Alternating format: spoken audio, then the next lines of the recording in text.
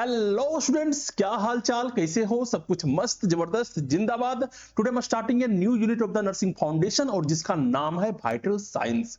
बहुत ही important chapter है, basic सा चैप्टर है, लेकिन तुम्हें आना बहुत ज्यादा जरूरी है।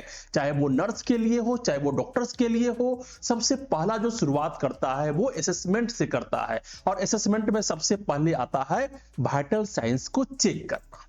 ओके, मान के चलते हैं कि तुम एक पेशेंट हो और एक डॉक्टर के पास जाते हो और डॉक्टर ने जो है तुमको कोई भी चेकअप नहीं किया, बस तुमको देखा और जो है यहां पर दवाई लिख देता है और तुमको दवाई दे देता है। तो क्या तुम उस डॉक्टर पे भरोसा करोगे? नहीं करोगे। तुमको लगेगा डॉक्टर जो है कुछ चेक ही तो नहीं किया, मेरे को देखा ही नहीं, मेरे को समझा ही नहीं, मेरे को जाना ही नहीं, तो वो मेरे को दवाई किस तरह से दे सकता है? तो यहां पर जो है पेशेंट के दिमाग में कंफ्यूजन रहता है। तो हम लोग पता कैसे करेंगे कि जो पेशेंट है उसके बॉडी में कुछ जो है खराबी चल रहा है, कुछ डिफॉर्मिटी आ रहा है? तो यहां पर जो है हम लोग उसके वाइटल साइंस को चेक करते हैं। वाइटल साइंस का मतलब क्या होता है? जीवन रेखा, जो बता रहा है कि जो इंसान है उसके बॉडी के अंदर जीवन है या फिर जो है वो किस हालात में है। हम लोग उसके टेम्परेचर को चेक करेंगे, हम लोग उसके पल्स रेट को चेक करेंगे, हम लोग उसके बीपी को चेक करेंगे। तो एक नॉर्मल क्या क्या होते हैं, नॉर्मल बीपी क्या होता है, नॉर्मल टेम्परेचर क्या होता है, नॉर्मल पल्स रेट क्या होता है, नॉर्मल रेस्पिरेटरी रेट क्या होता है, इन सभी को जो है हम लोग देखते हैं। और अगर सभी चीज नॉर्मल आ रहा है मींस इंसान जो है वो हेल्दी है। लेकिन अगर जो है वो डाटा जो है एबनॉर्मल है या तो बढ़ा हुआ है या फिर घटा हुआ है, तो हम लोग को कुछ ना कुछ सस्पिशियस हो जाता है कि हाँ, इस इंसान के अंदर जो है कुछ डिफॉर्मिटी है, इसके अंदर कुछ बीमारियां चल रही है, कुछ इन्फेक्शन हो गए। ओके, अगर तुम्हारे बॉडी में जो है बुखार है तो डॉक्टर समझेगा कि हाँ, इसके बॉडी में जो है इन्फेक्शन हुआ है या फिर कोई और चीज हुआ है जिस कारण से जो है तुम्हारा बॉडी जो है टेम्परेचर को बढ़ा रहा है ताकि जो है वो बैक्टीरिया को किल कर सके। ओके, तो ये सारे चीज होते हैं जो कि वाइटल साइन में हमें ध्यान रखने होते हैं।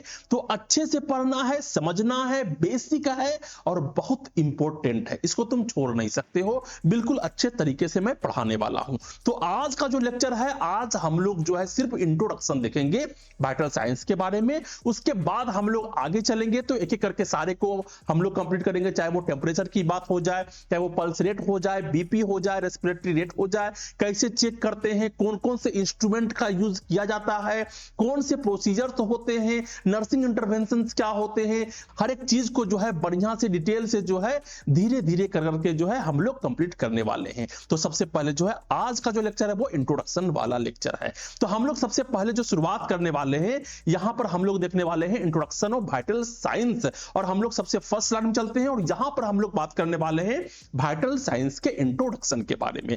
तो यहां पर सबसे पहले कहा जा रहा है vital signs are basic physiological measurement. क्या है यहां पर? Basic physiological measurement. फिजियोलॉजी का मतलब क्या होता है? हमारा बॉडी किस तरीके से फंक्शन कर रहा है। एनाटॉमी क्या होता है? हमारा बॉडी किस तरह का है। ठीक है, जो हमारा बाहर से जो दिख रहा है, जो स्ट्रक्चर्स दिख रहे हैं, वो सारे क्या हो गए? वो सारे एनाटॉमी हो गए। और बॉडी किस तरीके से फंक्शंस कर रहा है, वो हमारे फिजियोलॉजी हो गए। तो बेसिक फिजियोलॉजिकल मेजरमेंट मींस हमारा बॉडी जो काम कर रहा है, जितने भी फंक्शन कर रहे हैं, वो सही तरीके से कर रहे हैं या फिर नहीं कर रहे हैं, इसको जानने के लिए जो तरीका होता है वो तरीका होता है वाइटल साइंस को चेक करो। ओके, अब यहां पर कहा जा रहा है कि इसमें इंक्लूड्स होते हैं, क्या क्या चीजें इंक्लूड्स होते हैं? यहां पर हमारे बॉडी के टेम्परेचर इंक्लूड्स होते हैं, यहां पर पल्स रेट इंक्लूड होते हैं, यहां पर रेस्पिरेशन, रेस्पिरेशन का मतलब क्या हो रहा है? जो हम लोग सांस ले रहे हैं वो रेस्पिरेटरी रेट होते हैं, तो वो कितने रेट से ले रहे हैं। ओके, चाहे वो हमारा ब्लड प्रेशर है तो उसके बारे में हम लोग यहां पर जो है इंक्लूड करते हैं। तो टेम्परेचर के बारे में भी हम लोग अलग लेक्चर से अच्छे तरीके से पढ़ेंगे। पल्स के बारे में पढ़ेंगे, कहां कहां चेक करते हैं, किस तरीके से करते हैं, रेस्पिरेशन को किस तरीके से चेक करते हैं, या फिर ब्लड प्रेशर को किस तरीके से नापा जाता है, क्या क्या प्रोसीजर्स होते हैं, इन सभी के बारे में हम लोग अच्छे से आने वाले लेक्चर्स में हम लोग देखेंगे। ओके, अब यहां पर आ रहा है कि quick way to access patient health status. ये जो है एक क्विक वे है। क्विक वे का मतलब क्या होता है? बहुत आसान रास्ता है जिसके माध्यम से हम लोग पेशेंट के हेल्थ के स्टेटस के बारे में जान पाते हैं कि पेशेंट का हेल्थ जो है वो अच्छा है या फिर खराब है। ओके, नेक्स्ट है change in one vital sign can effect other. अगर एक वाइटल साइन जो है चेंज होता है, उससे इन्फ्लुएंस हो करके अदर वाइटल साइंस भी जो है क्या होते हैं, वो एब्नॉर्मलिटी शो करते हैं। अगर जो है तुम्हारे बॉडी के अंदर बुखार आएगा तो हो ना हो तुम्हारा पल्स रेट भी जो है थोड़ा बढ़ेगा, अगर घटेगा तो बीपी भी जो है थोड़ा सा घटना शुरू हो जाएगा। मींस क्या होता है कि एक वाइटल साइन जो है दूसरे को इन्फ्लुएंस करते हैं। ओके, ये बात तुमको समझ में आना चाहिए। अब यहां पर एक बात और कहा जा रहा है, help in early detection of problems and response to treatment. क्या कहा जा रहा है कि अगर तुम्हारे बॉडी का वाइटल साइन जो है अच्छे से शो नहीं कर रहा है, जो नॉर्मल वैल्यू है वो शो नहीं कर रहा है, इसका मतलब है कि तुम्हारे बॉडी में कुछ ना कुछ प्रॉब्लम आने वाला है या फिर कुछ ना कुछ प्रॉब्लम्स चल रहा है। ओके, तो यहां पर जो है अगर हम लोग वाइटल साइंस को चेक करते हैं तो ये हमें बताता है प्रॉब्लम्स के बारे में, या फिर जो है जो प्रॉब्लम्स है तुम्हारे बॉडी में वो और ज्यादा ना हो जाए उससे पहले जो है हम लोग इसके माध्यम से डिटेक्ट कर पाते हैं और उसके आधार पर जो है हम लोग ट्रीटमेंट कर पाते हैं। ओके, इतना समझ में आया। तो यहां पर हम लोग यही देख रहे थे कि वाइटल साइंस का इंट्रोडक्शन क्या है, किस तरीके से वाइटल साइंस जो है काम करता है। अब हम लोग नेक्स्ट चलते हैं, यहां पर हम लोग को देखने को मिल रहा है एक चार्ट। चार्ट में क्या है, वाइटल साइंस हैं, कितने तरह के वाइटल साइंस होते हैं। ओके, तो यहां पर सबसे पहले अगर हम लोग गौर से देखते हैं यहां पर, तो पहले देखने को मिल रहा है ब्लड प्रेशर, बीपी। क्या है, ब्लड प्रेशर। नेक्स्ट है हार्ट रेट, नेक्स्ट है respiratory rate means respiration rate, next है टेम्परेचर, नेक्स्ट है ऑक्सीजन सैचुरेशन, नेक्स्ट है पेन। लेकिन यहां पर हम लोग मेनली किस किस पे बात करने वाले हैं, हम लोग बात करने वाले हैं ब्लड प्रेशर के बारे में, हम लोग बात करने वाले हैं रेस्पिरेटरी रेट के बारे में, हम लोग बात करने वाले हैं टेम्परेचर के बारे में, हम लोग बात करने वाले हैं पेन के बारे में। ये सभी जो है वाइटल साइंस में ही आते हैं। याद रखना है जो पेन है वो 5वां नंबर का जो है क्या होता है, वाइटल साइंस होता है, और ये तय है। ओके, यहां पर कोई भी जो है तुमको गुंजाइश नहीं रहने वाला है कि पेन जो है 5th नंबर का वाइटल साइंस है।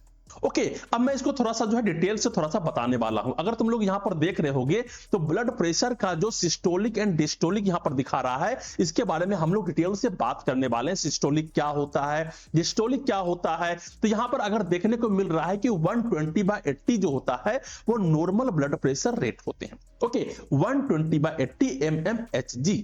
ओके, नेक्स्ट यहां पर हाइपोटेंशन। हाइपोटेंशन का मतलब क्या होता है, अगर ब्लड प्रेशर जो है लो हो जाए, अगर बॉडी का ब्लड प्रेशर जो है कम हो जाए तो वो कहलाएगा हाइपोटेंशन। अगर जो है बॉडी का ब्लड प्रेशर जो है हाई हो जाए वो कहलाएगा हाइपरटेंशन। क्या है, हाइपो मींस कम, हाइपर मींस ज्यादा, हाइपो मींस कम, हाइपर मींस ज्यादा। तो hypotension means low blood pressure, hypertension means high blood pressure. Okay, इसके बारे में हम लोग डिटेल से पढ़ेंगे जहां पर हम लोग ब्लड प्रेशर के बारे में देखेंगे। नेक्स्ट है हार्ट रेट। हार्ट रेट क्या होता है, 60/100 बीपीएम मीन 60 से लेकर के 100 बीपीएम तक जो है यहां पर हार्ट रेट देखने को मिलता है। और यहां पर दो टर्म्स आते हैं, ब्रेडिकार्डिया मींस अगर 60 से कम है, अगर हार्ट रेट जो है कम हो गया है वो कहलाएगा ब्रेडिकार्डिया, अगर 100 से ज्यादा जा रहा है ये कहलाएगा टेकिकार्डिया। ओके, तो ये टर्म जो है तुमको अपने दिमाग में रखना है कि जहां पर भी ब्रेडी आ जाए वहां पर कम होगा, जहां पर टेकी आ जाए वहां पर ज्यादा होगा। ओके, ब्रेडी मतलब कम, टेकी मतलब ज्यादा। अब यहां पर आता है रेस्पिरेशन मींस रेस्पिरेटरी रेट। यहां पर हमें देखने को मिलते हैं 12 to 20 breaths per minute means 1 minute में जो है हम लोग 12 से 20 बार जो है सांस लेते हैं और छोड़ते हैं। Okay, it is called the respiratory rate. और यहीं पर एक टर्म आ रहा है ब्रेडिप्निया। क्या है, ब्रेडिप्निया। ब्रेडी मतलब क्या होता है, कम। यहां पर अगर 12 से कम बार सांस ले रहा है ये कहलाएगा ब्रेडिप्निया, अगर जो है 20 से ज्यादा बार ले रहा है तो ये कहलाएगा टेकिप्निया। ओके, तो इसको भी याद रखना है रेस्पिरेटरी रेट के बारे में। नेक्स्ट यहां पर हम लोग को देखने को मिलता है टेम्परेचर। क्या है, हमारा बॉडी का तापमान। तापमान की बात करते हैं तो 97.8 से 99 डिग्री फ़ारेनहाइट तक जो है ये नॉर्मल कहलाता है। अगर तुम्हारे बॉडी का टेम्परेचर जो है 97.8 से लेकर 99 डिग्री फ़ारेनहाइट तक है मींस जो है तुम्हारा बॉडी का टेम्परेचर नॉर्मल है। और ये डिपेंड करता है बहुत सारे फैक्टर्स से, जैसे कि जो है मान लेते हैं कि गर्मी का समय है, समर सीजन है, तो तुम्हारा बॉडी का टेम्परेचर जो है थोड़ा ज्यादा रहेगा, लेकिन जो है वो 99 डिग्री फ़ारेनहाइट तक जो है इसको नॉर्मल माना जाएगा। इससे ज्यादा बढ़ेगा तो फिर वहां पर जो है फीवर के लक्षण देखने को मिलते हैं। अब यहां पर भी जो है दो टर्म्स आता है, क्या आता है, हाइपोथर्मिया एंड हाइपरथर्मिया। हाइपोथर्मिया का मतलब क्या होता है, जब तुम्हारा बॉडी का टेम्परेचर जो है 95 डिग्री फ़ारेनहाइट से भी नीचे चला जाए तो वहां पर कहेंगे इसको हाइपोथर्मिया हो गया है। लेकिन अगर तुम्हारा बॉडी का टेम्परेचर जो है 104 डिग्री फ़ारेनहाइट से जो है ऊपर जाए, देखो यहां पर ध्यान रखना है 104 डिग्री फ़ारेनहाइट तक जो है अगर उससे ऊपर जाता है तभी कहलाएगा हाइपरथर्मिया। अगर 102 है, 103 है तो यहां पर जो है फीवर कहलाएगा। मींस यहां पर अलग अलग तरीके के आते हैं, माइल्ड आते हैं, मॉडरेट आते हैं, सीवियर आते हैं, वो सभी आएंगे। लेकिन जो है जब भी टर्म आते हैं हाइपरथर्मिया का तो यहां पर ध्यान रखना है कि 104 डिग्री फ़ारेनहाइट से ऊपर ही होगा। ओके, अब नेक्स्ट यहां पर देखने को मिलता है ऑक्सीजन सेचुरेशन। क्या है ऑक्सीजन सेचुरेशन, हमारे बॉडी में जो है ऑक्सीजन का लेवल कितना है, it is called the oxygen saturation. और यहां पर 95 टू 100% जो है नॉर्मल देखने को मिलता है। कितना, 95 टू 100। अगर हम लोग अपने उंगली में जो है ऑक्सीमीटर को लगाते हैं तो वो यहां पर शो करेगा कि इसका जो है ऑक्सीजन सेचुरेशन कितना है, किसी भी पार्टिकुलर इंसान का ऑक्सीजन सेचुरेशन कितना है। तो अगर 95 टू 100 है तो वो नॉर्मल है, लेकिन अगर इससे कम जाएगा तो वो लो ऑक्सीजन लेवल में आएंगे, इसको बोला जाता है हाइपोक्सीमिया। ठीक है, क्या बोला जाएगा, हाइपोक्सीमिया। अब यहां पर एक और है जो कि है पेन। क्या है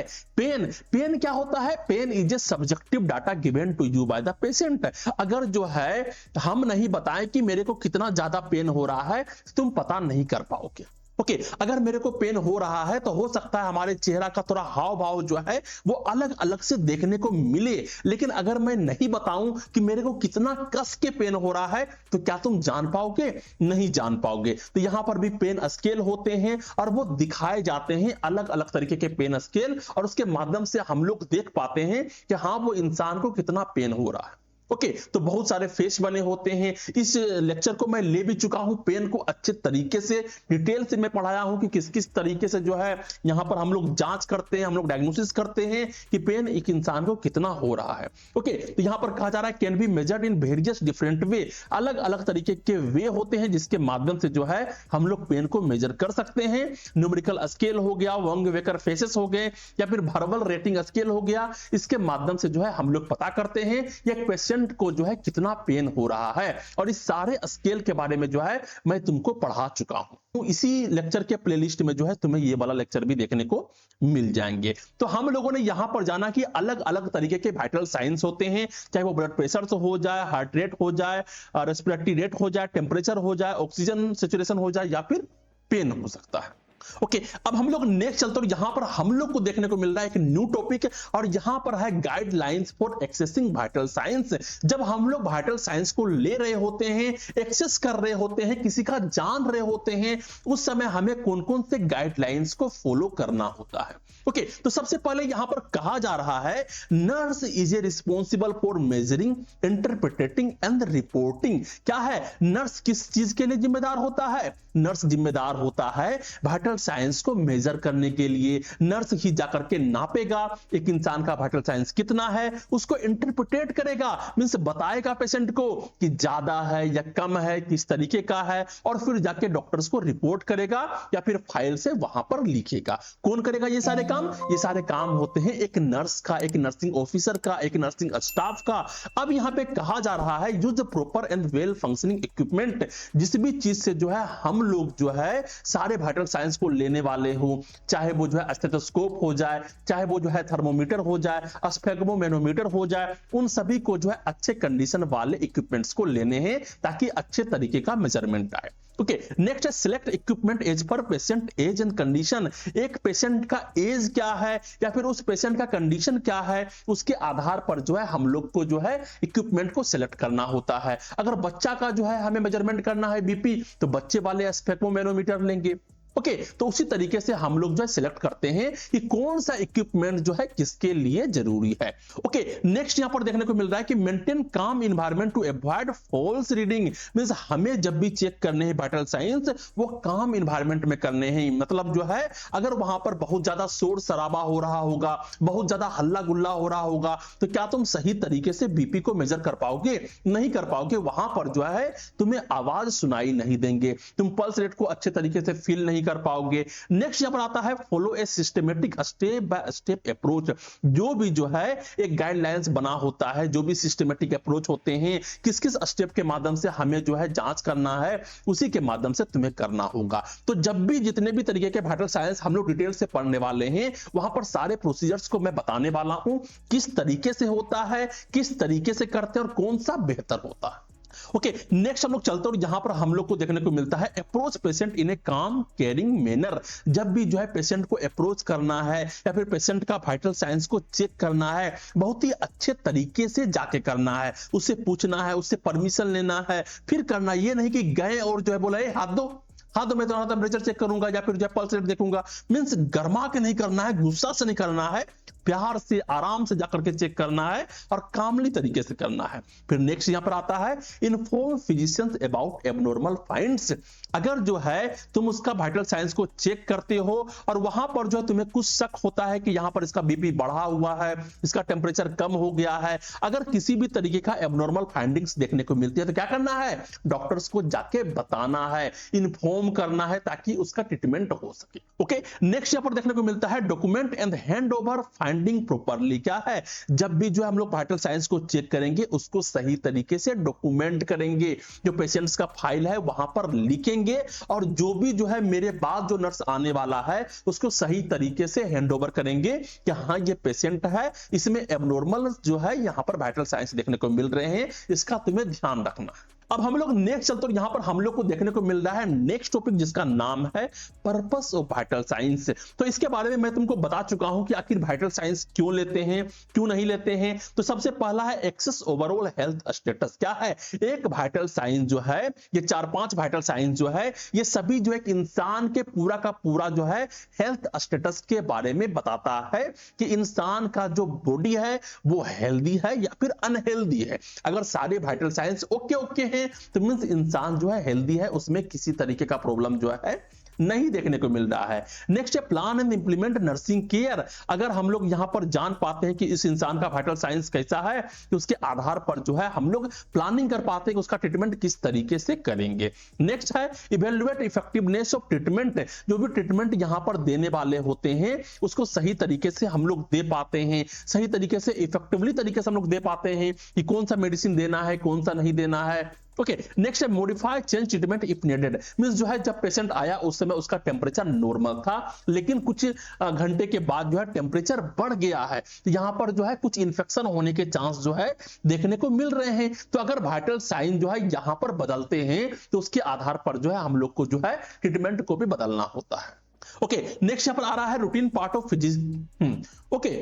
ओके, नेक्स्ट यहां पर आ रहा है routine part of physical assessment. Physical assessment का जो है रूटीन पार्ट है। मींस कुछ दवाई दिया जाए या फिर नहीं दिया जाए, अगर पेशेंट जो है हॉस्पिटल में है तो उसको रूटीनली तरीके से जो है उसका जो है वाइटल साइंस लिया जाएगा। कम से कम 2 बार तो लिया ही जाता है, एक मॉर्निंग में और एक शाम को। नेक्स्ट है आइडेंटिफाई प्रेजेंट प्रॉब्लम्स। और वाइटल साइंस के आधार पर जो है हम लोग जो है प्रेजेंट प्रॉब्लम को आइडेंटिफाई करते हैं कि कौन सा प्रॉब्लम्स है। अगर ब्लड प्रेशर हाई है तो क्यों है, ओके, अगर उसके पल्स रेट हाई है तो क्यों है। इन सभी चीज को जो है हम लोग आइडेंटिफाई करते हैं और उसके आधार पर जो है हम लोग उसका डायग्नोसिस अलग अलग तरीके से करवाते हैं। ओके, तो that's all are the purposes of vital signs. अब हम लोग बात करने वाले हैं नेक्स्ट टॉपिक के बारे में, जहां पर देखने को मिलता है timing of taking vital science. ऐसे कौन कौन से टाइमिंग है जिस समय जो है वाइटल साइंस को लिया जाता है, कब कब लिया जाता है। पहला है ऑन एडमिशन। अगर किसी पेशेंट का एडमिशन हो रहा है, एडमिशन के स्टार्टिंग में ही जो है उस पेशेंट के सारे वाइटल साइंस को लिया जाएगा। ठीक, नेक्स्ट यहां पर है as per routine schedule physician order. Physician order के आधार पर या फिर रूटीन शेड्यूल भी होता है कि पेशेंट का जो है 4-4 घंटे पे, अगर आईपी में है तो 4-4 घंटे पे, वरना जो है दिन में 2 बार जो है कम से कम उसका वाइटल साइंस लिया जाता है। ओके, नेक्स्ट यहाँ पर देखने को मिलता है ड्यूरिंग क्लिनिक डॉक्टर विजिट। अगर कोई पेशेंट जो है डॉक्टर्स के पास जाता है, क्लिनिक में जाता है, तो सबसे पहले डॉक्टर क्या करते हैं, उसके सारे वाइटल साइंस को लेते हैं, उसके टेम्परेचर को चेक करते हैं, उसके बीपी को चेक करते हैं, रेस्पिरेटरी रेट को देखते हैं, और उसके बाद जो है यहाँ पर अंदाजा लगाते हैं कि हाँ इस इंसान को क्या हो रहा होगा। तो कभी भी डॉक्टर्स के पास गए होंगे तो वो पक्का पक्का जो है टेम्परेचर को चेक किए होंगे। नेक्स्ट है बिफोर आफ्टर सर्जरी और डायग्नोस्टिक प्रोसीजर। सर्जरी से पहले और सर्जरी के बाद दोनों समय जो है चेक किया जाता है। पेशेंट डरा हुआ रहेगा तो उसका पल्स रेट भी हाई रहेगा, टेम्परेचर हाई हो जाएगा। अगर सभी चीज नॉर्मल नहीं रहता है तब तक यहां पर सर्जरी नहीं होता है। तो सर्जरी से पहले और सर्जरी के बाद इसलिए चेक करते हैं क्या पेशेंट को सही तरीके से होश आया है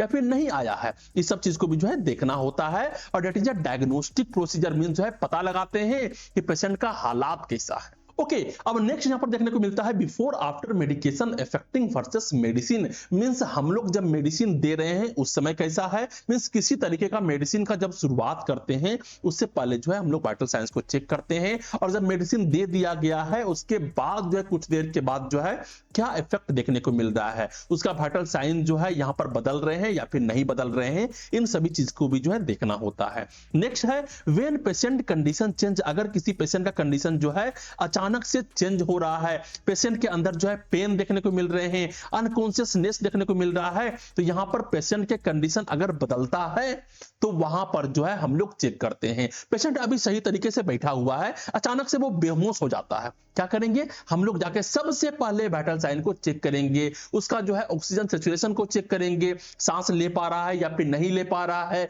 उसके टेम्परेचर को चेक करेंगे, उसके ब्लड प्रेशर को चेक करेंगे, फिर उसके आधार पर हम लोग जो है एक अनुमान लगाएंगे कि हाँ इस इंसान को क्या हो सकता है। ओके, नेक्स्ट यहां पर देखने को मिलता है before after nursing intervention. Nursing intervention से पहले और बाद अगर जो है हम लोग उसको एम्बुलेशन करवा रहे हैं, एक्सरसाइज करवा रहे हैं या फिर किसी भी तरीके का प्रोसीजर दे रहे हैं तो उससे पहले हम लोग जो है उसका वाइटल साइंस को चेक करते हैं। नेक्स्ट यहां पर when ever patient report distress syndrome. Means जो है अगर पेशेंट यहां पर कहता है कि मेरे को डिस्ट्रेस है, मींस मेरा स्ट्रेस जो है खत्म हो गया है, या फिर उसको किसी तरीके का सिम्टम्स देखने को मिल रहे हैं, तो वहां पर हम लोग चेक करते हैं उसका पल्स रेट कैसा है, क्या है। तो अगर किसी भी तरीके का जो है यहां पर कोई प्रॉब्लम्स बॉडी में होते हैं, सबसे पहला असेसमेंट क्या होता है, सबसे पहला असेसमेंट होता है उस इंसान का वाइटल साइंस।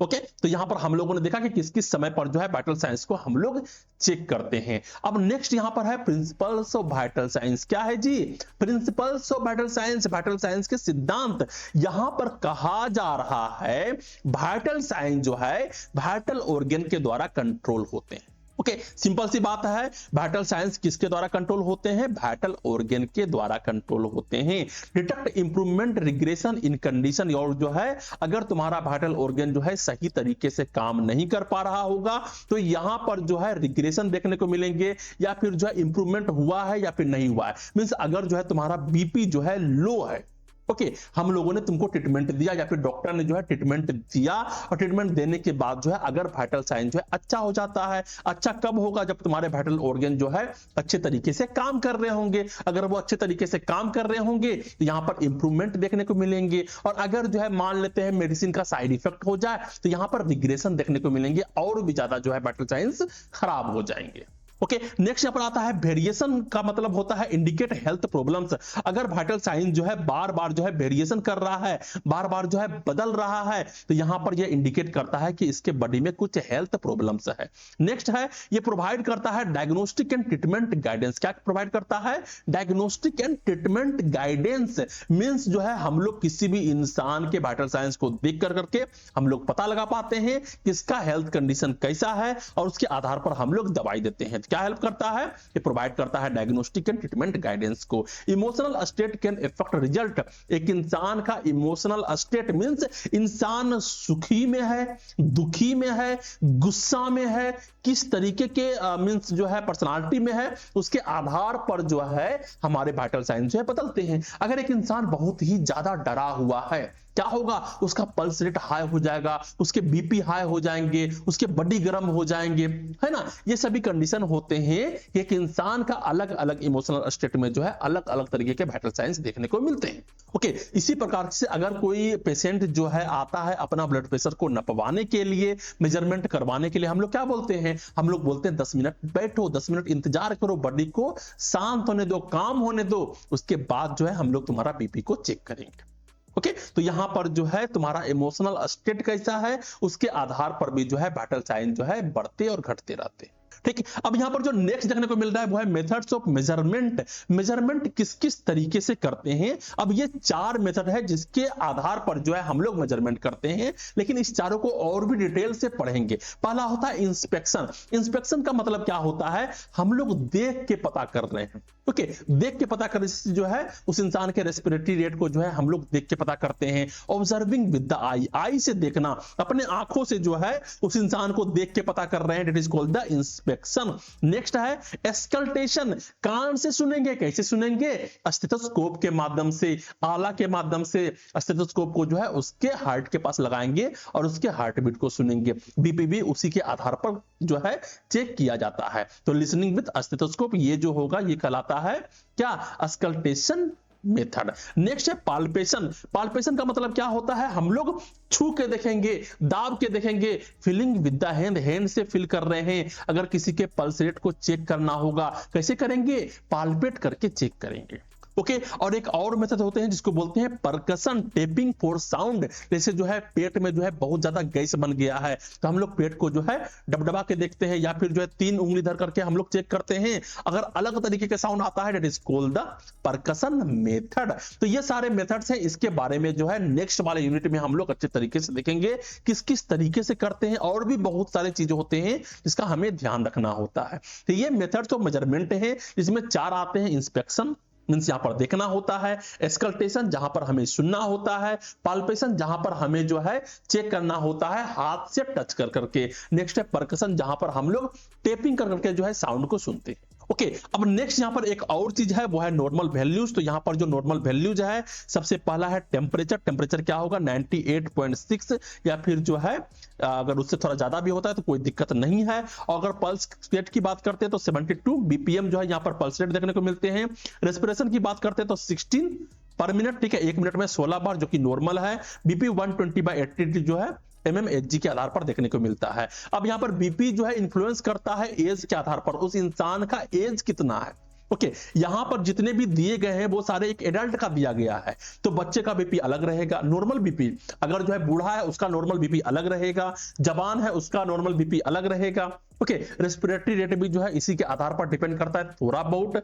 पल्स रेट जो है नॉर्मली जो है सेम ही रहता है, पर फिर भी जो है ये इन्फ्लुएंस करते हैं एज के माध्यम से, और टेम्परेचर जो है वो नॉर्मल रहता है। ओके, तो ये सारे नॉर्मल वैल्यूज हैं, और यहां पर हम लोगों ने देखा प्रिंसिपल्स ऑफ वाइटल साइंस। तो आज के लेक्चर में हम लोगों ने क्या देखा, हम लोगों ने सिर्फ देखा है यहां पर introduction of vital science. Vital science क्या होते हैं, क्यों इंपॉर्टेंट होते हैं। अब हम लोग आगे चलेंगे, नेक्स्ट वाले लेक्चर में आएंगे, वहां पर हम लोग बात करेंगे टेम्परेचर के बारे में, कितने तरीके के प्रिंसिपल्स होते हैं, किस किस तरीके से चेक करते हैं, कौन कौन से इंस्ट्रूमेंट होते हैं। एक ही तरीके का थर्मोमीटर्स नहीं होते हैं, बहुत तरीके के थर्मोमीटर्स होते हैं। सभी के बारे में हम लोग अच्छे तरीके से डिटेल से बात करने वाले हैं। ओके, तो आज का लेक्चर कैसा लगा, कितना समझ में आया, कितना समझ में नहीं आया, कौन से कंफ्यूजन रह गए हैं, उस सभी को नीचे कमेंट करना, और कमेंट जरूर करना है क्योंकि इसी से मुझे मोटिवेशन मिलता है इसी वीडियोस को बनाने के लिए। ओके, तो वीडियो को लाइक करो, शेयर करो अपने वैसे दोस्तों को, और क्या करना है, चैनल को सब्सक्राइब करना है। Okay, thank you, bye bye.